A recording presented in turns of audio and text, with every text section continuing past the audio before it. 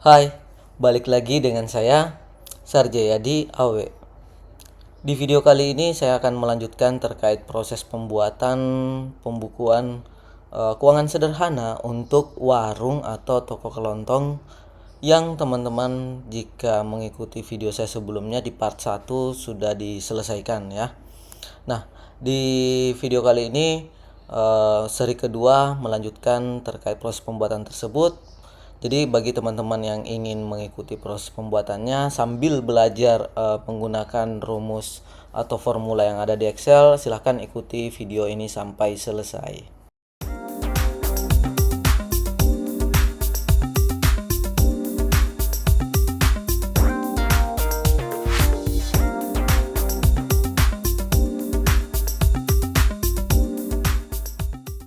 Oke, di sini saya sudah membuka file latihan yang kemarin teman-teman sempat pelajari.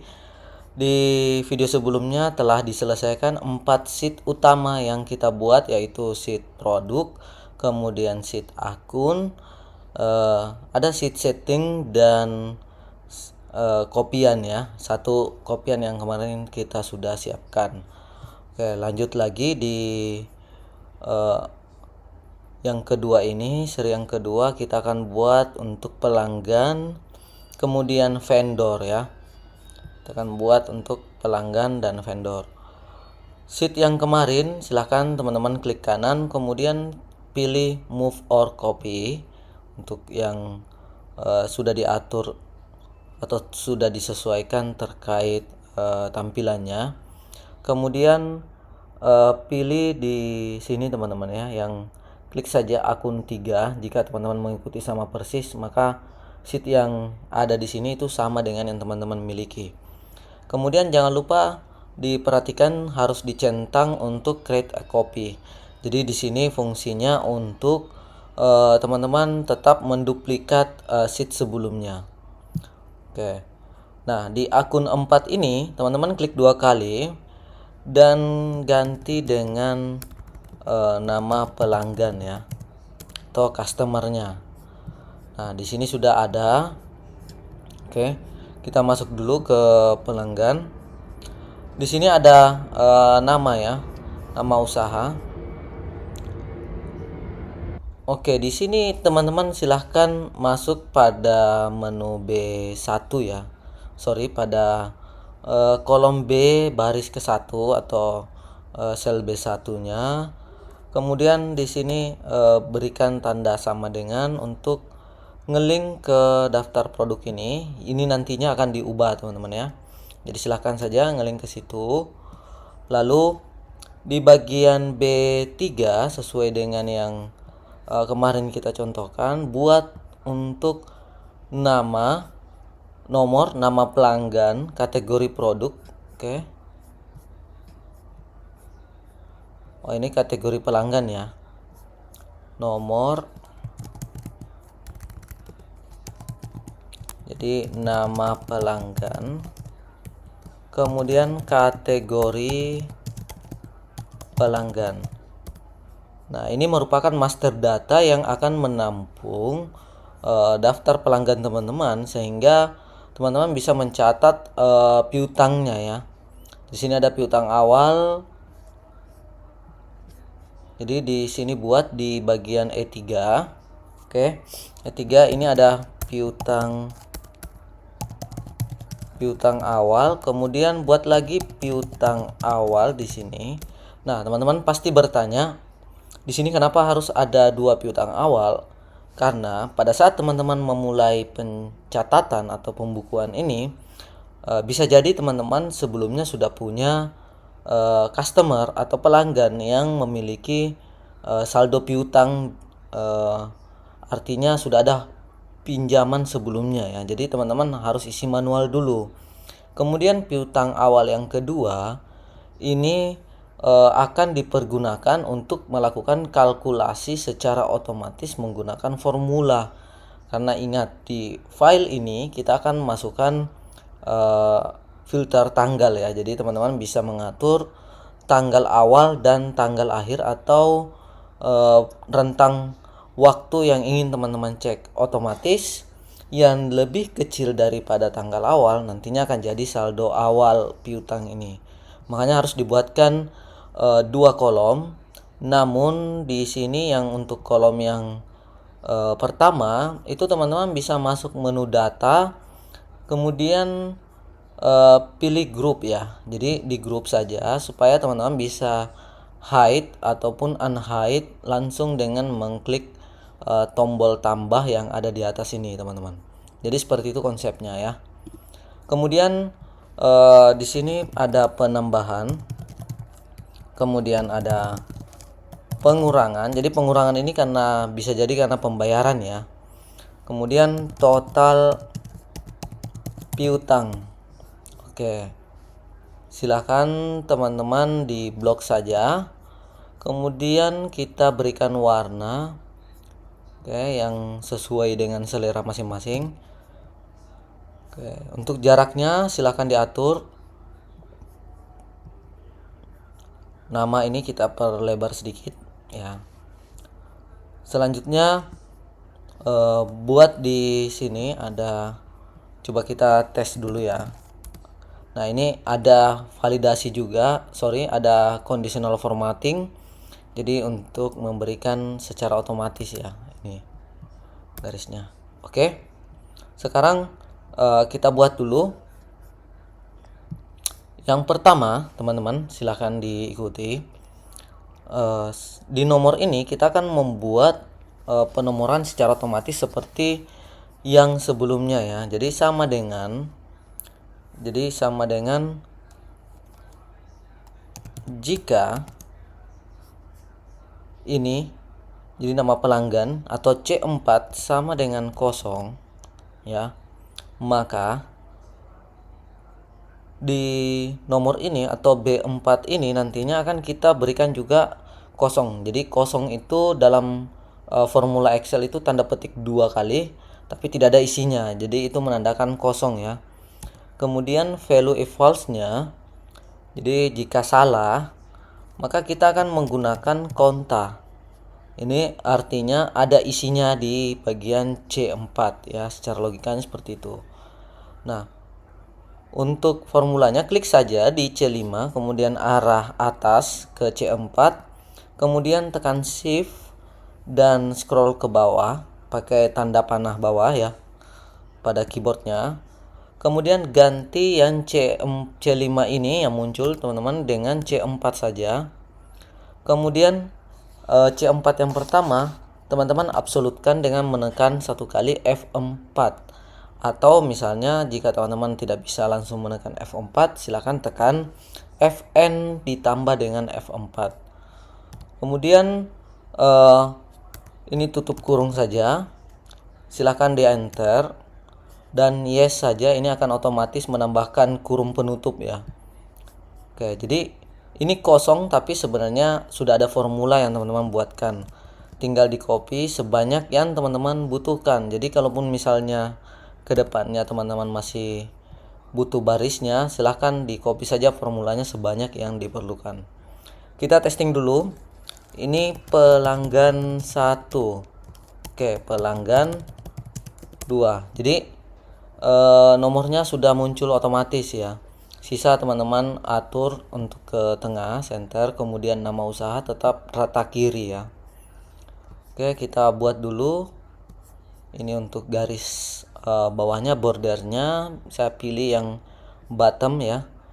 Untuk colornya saya pilih yang ini saja, nomor 2, kemudian bottom double border.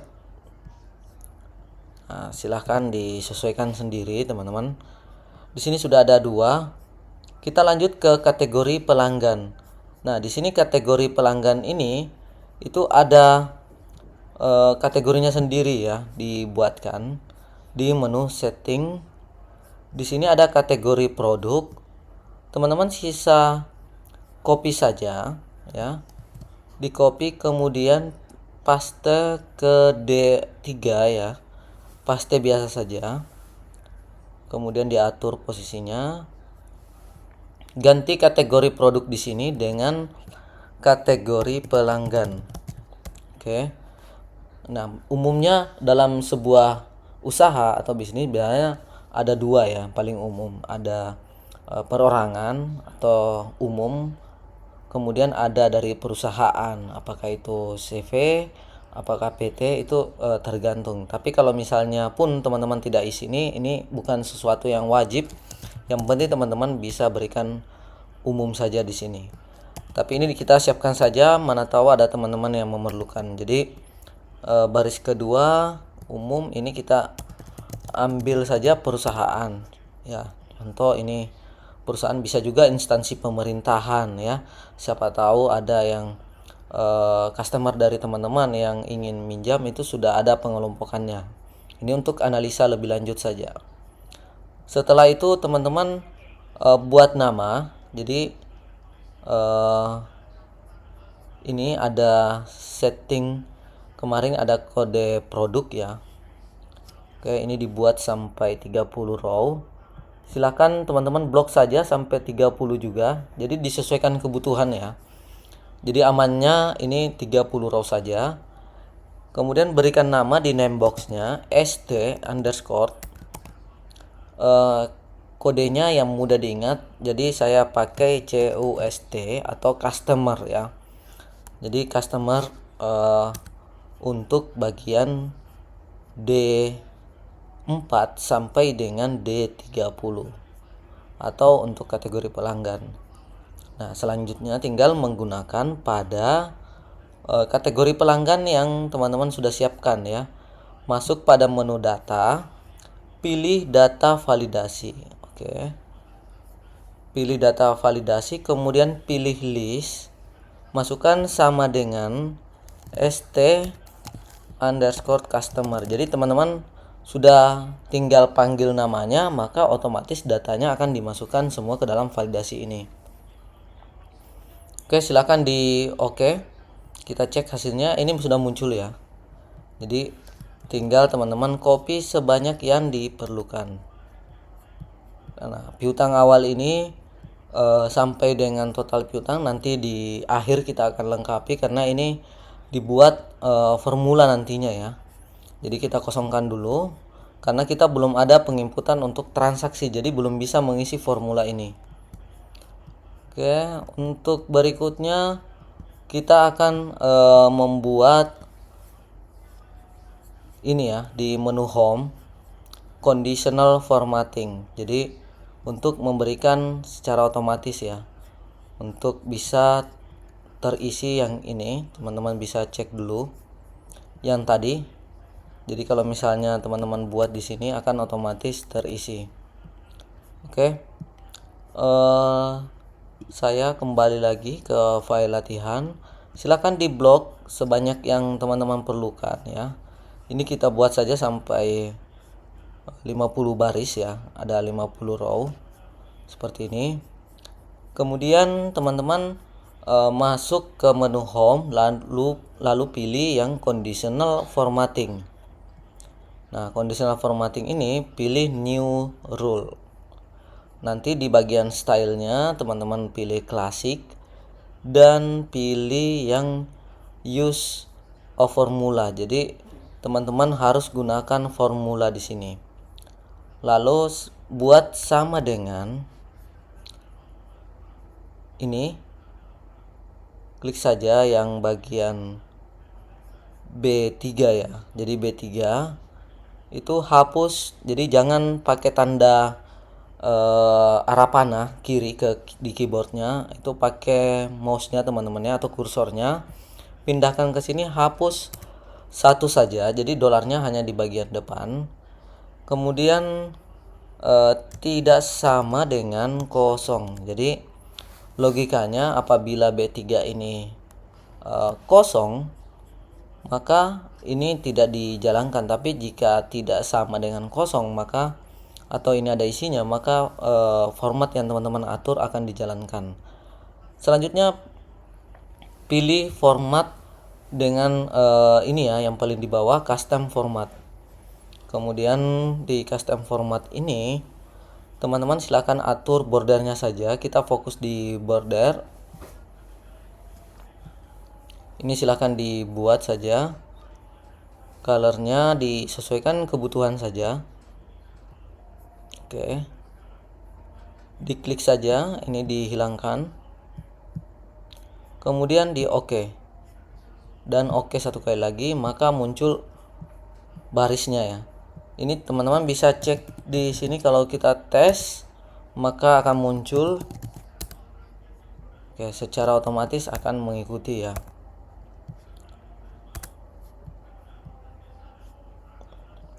Oke, sejauh ini teman-teman sudah bisa menghasilkan master data untuk pelanggan. Tinggal teman-teman buat untuk vendor ya, sebelum kita nantinya akan menggunakannya di menu transaksi. Oke, pelanggan ini supaya lebih simpel proses pembuatannya, teman-teman silahkan pilih klik kanan, kemudian pilih move or copy. Oke, dan klik yang akun 3 ini teman-teman, baru centang untuk create a copy ya, kemudian OK, maka teman-teman akan muncul sheet duplikatnya. Klik kanan, pilih rename, kemudian di sini beri nama vendor ya, atau supplier. Kita pakai istilah nama vendor ya, silakan teman-teman sesuaikan sendiri. Lalu nomor pelanggan kita ganti dengan nomor vendor, kategori vendor. Oke, hutang ini piutang kita ganti dengan hutang awal, hutang perusahaan ke vendornya. Ini hutang awal, penambahan pengurangan tetap. Kemudian ini total hutang ya. Jadi ini yang membedakan antara piutang dengan hutang. Tinggal kategori yang tadi teman-teman atur di sini ya. Silakan diklik saja, kemudian copy dan paste ya. Oke, di sini sudah ada kategori, tinggal ganti nama kategori vendor. Nah, sekarang teman-teman berikan nama sampai baris ke 30. Oke, ini mengikuti yang lain. Ganti st underscore vdr ya. Jadi teman-teman silahkan mau tulis panjang pun tidak ada masalah. Jadi ini hanya pengkodean saja supaya mempermudah dalam pemanggilan formulanya. Kemudian di sini kategori vendor, masuk menu data, pilih data validasi. Karena yang sebelumnya teman-teman buat itu sudah kopian dari pelanggan, maka ini otomatis akan muncul. Tinggal ganti saja VDR, kemudian OK. Nah, ini tidak akan terlalu kentara, kita ganti dulu settingannya vendor umum ya, supaya bisa lebih jelas. Kemudian masuk ke vendor, ini sudah vendor umum ya, tinggal teman-teman copy sebanyak yang teman-teman perlukan. Oke, jadi ini sudah selesai. Tinggal teman-teman siapkan bagian atas ini untuk totalan. Jadi totalan piutang dengan totalan hutang. Masuk saja di sini, teman-teman buat di bagian pelanggan dulu. Ini total, kita pakai caption atau nama yang ada di sini, total saldo hutang. Di sini berarti total saldo piutang. Oke, blok di bold, kemudian rata kanan. Nah, ini di zoom saja.